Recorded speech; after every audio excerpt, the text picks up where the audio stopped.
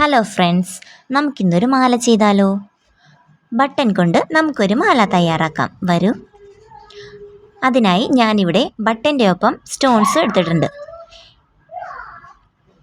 ഇതുപോലെ ഈ ബട്ടൺസിലേക്ക് സ്റ്റോൺസ് പശ തേച്ച് ഇതുപോലെ ഒട്ടിച്ചു കൊടുക്കണം.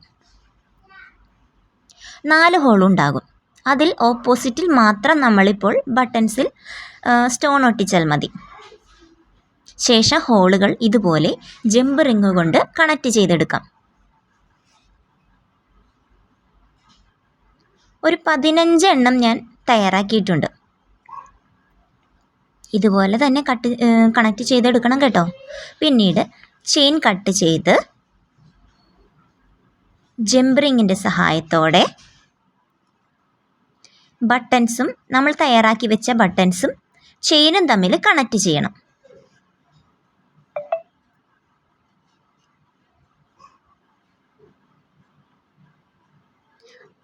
കണക്റ്റ് ചെയ്ത് തീർന്നതിന് ശേഷം അതിൻ്റെ അറ്റത്തായി നമ്മൾ ഹുക്കോ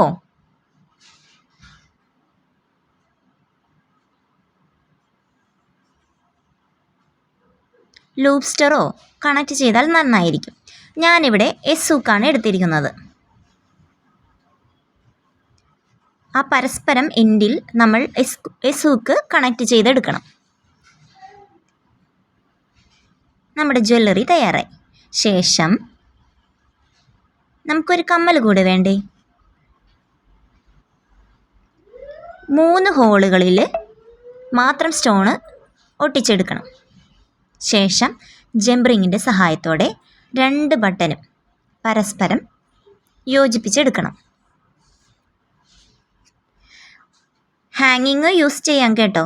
പക്ഷേ ഞാനിവിടെ ഹാങ്ങിങ്ങിന് പകരം സ്റ്റഡാണ് എടുക്കുന്നത്. ഇതേപോലെ ഒരു എൻഡിൽ പശ തേച്ചിട്ട് ഞാനിവിടെ സ്റ്റഡ് ഒട്ടിച്ചു കൊടുത്തു.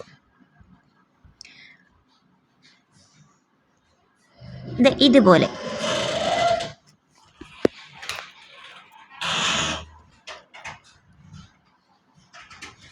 കണ്ടോ, നമ്മുടെ കമ്മലും റെഡിയായി. ഇതുപോലെ ഇഷ്ടമായ കൂട്ടുകാരെ, ഇഷ്ടമായെങ്കിൽ ട്രൈ ചെയ്യണേ.